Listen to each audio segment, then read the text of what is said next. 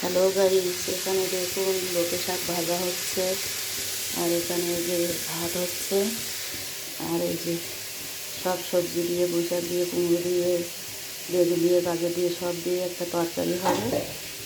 আর এই যে এখানে গাইস আর মাছটা ভিজিয়ে রেখেছি, আর মাছটা করব, দেখতে থাকুন আপনারা। গাইস দেখুন এখানে আর মাছটা ভাজা হচ্ছে।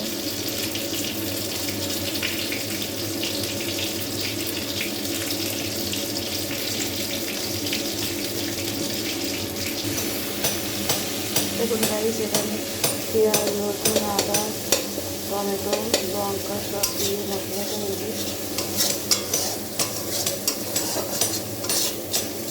কষিয়ে নিচ্ছি।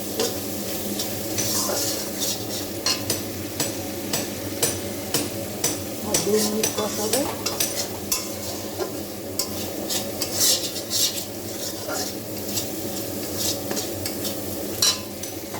সামান্য পরিমাণে জল দিয়ে দেবো।